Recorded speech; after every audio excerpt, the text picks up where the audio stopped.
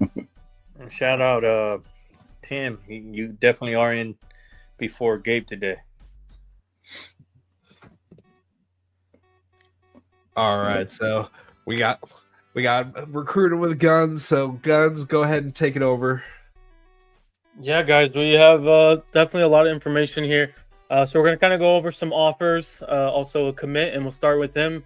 Edge athlete technically plays tight end as well. Andrew Williams, in the inner city of Los Angeles. Pretty much, I think I saw like 4 miles. His high school is right from the Coliseum.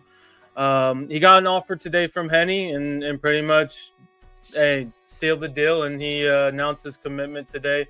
So he is now a Trojan that makes 9 commitments in our 26 class, 6 of them being California.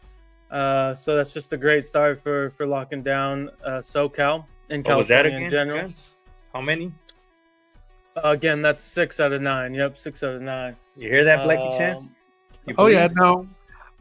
See, I only said that just for like reverse psychology. Yeah. That's good. That's good. It's working. It's working. Some more offers that we have so far. No commitments, but we'll see in the future. Another edge, Max Meyer out of Los Angeles as well. He was recently offered, and he pretty much put us on the top of his recruitment after that offer. We had a running back out of Georgia, Amari Lattimore. He was offered this past week. Another edge, Kamari Brooks out of Georgia. He was offered again this past week. Athlete Jacob Eberhardt out of Missouri. He was offered from Danton Lynn, so it sounds like we're definitely looking at him from the defensive side. But you know, he plays both ways in high school. And then another offer here is Kendavian Anderson, a DB out of South Carolina. He was offered today as well. So the staff is still doing their they're scouting and due diligence and offering these kids for the 26, and pretty much all of these are 26 kids. So it's great to see that we're still trying to expand that pool. We got some information on official visits. So again, I know it's February and really the visits start in May and June, but it's good to give you guys some information. Obviously, you know, some of these might change, you know, in recruiting, the things change a lot. But linebacker Anthony Davis out of Georgia, he'll be visiting in June. Linebacker Favar Aki, I think that's how you say his name. Hopefully, Ohio. He's a two-way player. He's a running back, linebacker. We're recruiting him as a linebacker. He will be visiting June 6th. John Tavius Wyman out of Georgia. He is actually a Georgia commit, DB. He'll be visiting June 13th. Aljor Miles out of Texas, wide receiver. He'll be visiting that same weekend, June 13th. Dylan Berryman out of Louisiana, big time defensive lineman. He'll be visiting in June. O lineman Joel Irvin out of Florida, hearing June 20th. It's not set in stone, but it sounds like he'll be visiting that last week. And then we mentioned Isan Tafa out of Utah, O lineman. Again, he'll be visiting in June. Also in spring, March 3rd, I believe, is when he'll be visiting during the spring practice. We got 2 more. We got a corner, Kari Adams out of Maryland. He'll be visiting in June. And then lastly, a safety, Nick Reddish out of North Carolina.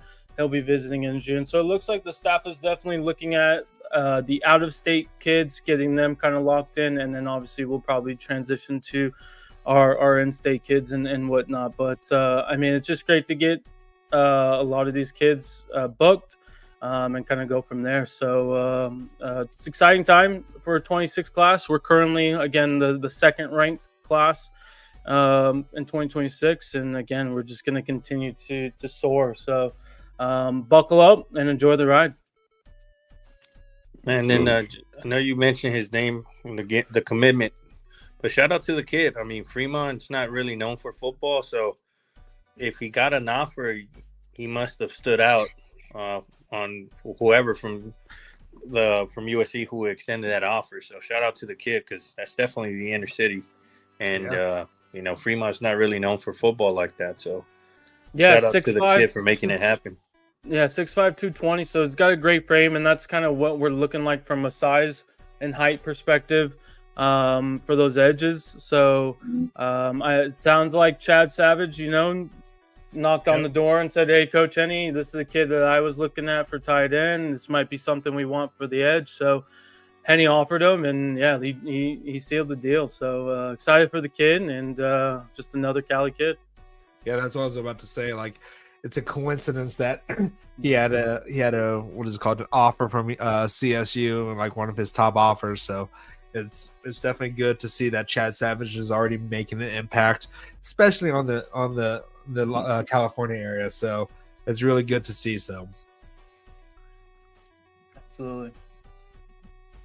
yeah, Do you guys have any questions or comments? Again, that's also for the people in the chat. But that's kind of where we're at right now. Again, we'll obviously keep you updated. I'm sure there'll be some spring visits here in March and April, and then we'll obviously get to the nitty gritty with the official visits, making sure that they're actually official and whatnot. So, have they announced when's the official? I guess that that big recruiting weekend that USC.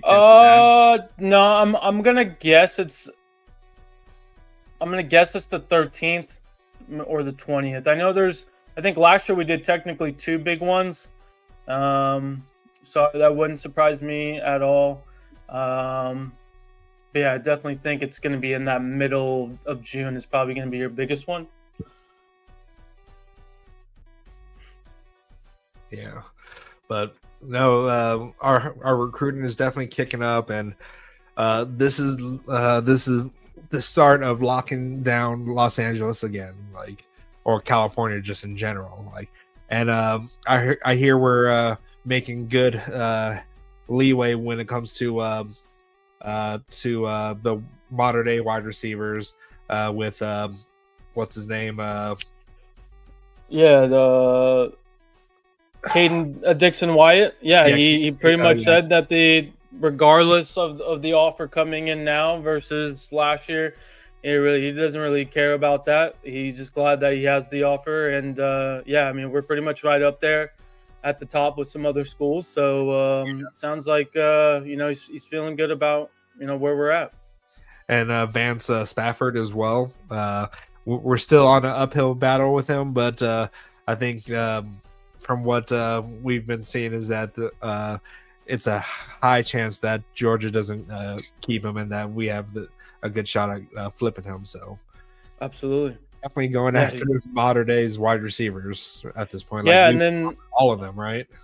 Yeah, and then also, and I always butcher this guy's name, but down in San Diego, Samote edge, sounds like he might want to shut things down. And it kind of, I think that favors us. He just obviously was just at the junior day.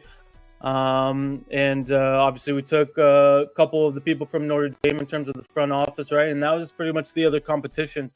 I'm sure they'll fill the gaps and kind of keep them warm, but I'd say we're in the lead, and we'll see if he does shut things down and announces his commitment. But he definitely kind of hinted at that the other day. Yeah, and then Tom, hopefully we can make up some ground with him.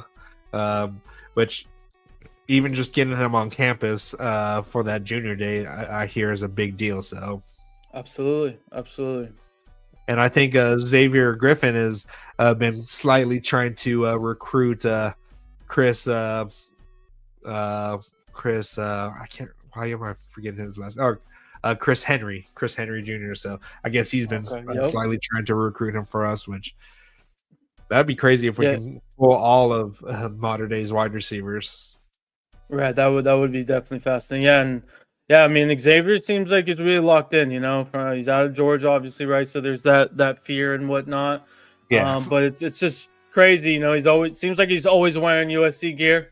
So he definitely loves us. So it's great. We're definitely doing better. We're doing better with getting him back on campus more often. Because we didn't. We didn't. I gotta shout out Brandon Lockhart. That kid is recruiting his tail off. Yeah. For every recruit, he's out there, like on social media, throwing up the fight on. Yeah. And just shout out to the kid, man. That's probably gonna be my favorite recruit of the class because he's a real one, man. putting on for USC, man.